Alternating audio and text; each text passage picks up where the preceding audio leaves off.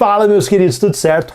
Cara, uma coisa que eu tava conversando com um casal de amigos nossos que vieram aqui em casa, a gente tava conversando muito sobre a bondade do Senhor.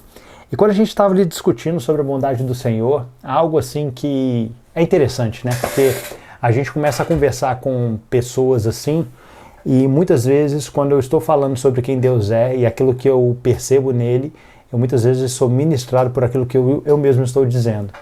E quando eu estava falando sobre a bondade do Senhor, eu coloquei como exemplo Daniel, e eu falei assim, não, gente, porque olha só, a gente tem que entender, mais ou menos isso que eu falei, que, por exemplo, o Daniel, não existe um dia no futuro que fala assim, não, quando esse dia chegar, aí você vai conhecer a minha bondade, aí você vai saber o quanto eu te amo, Daniel.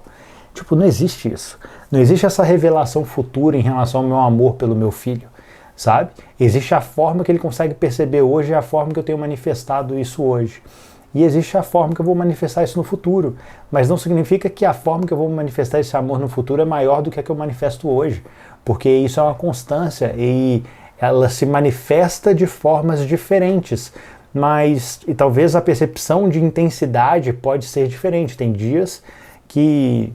nossa, eu não faço nada assim que vai fazer o Daniel assim, nossa, como meu pai me ama, sabe? Mas tem outros dias também que são aqueles dias que um sente muito prazer na presença um do outro. Mas a intensidade do meu amor pelo meu filho não se alterou por causa disso. Não mudou. Não é que esse dia eu estava amando ele mais do que esse.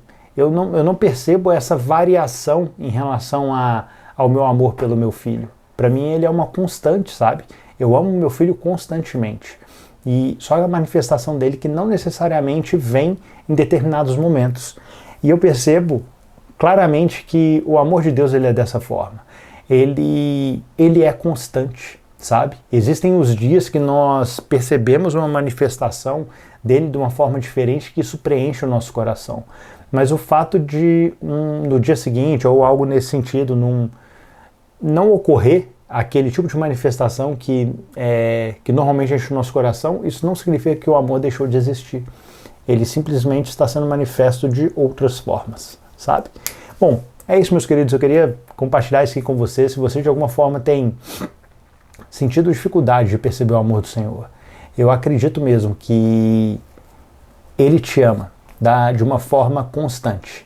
Ele não te amou mais em um dia do que Ele te ama em outro, sabe? E meu desejo aqui para você minha oração aqui para você é que você consiga perceber o amor do Senhor que Ele sente por você, tá? É isso, meus queridos. Um grande abraço.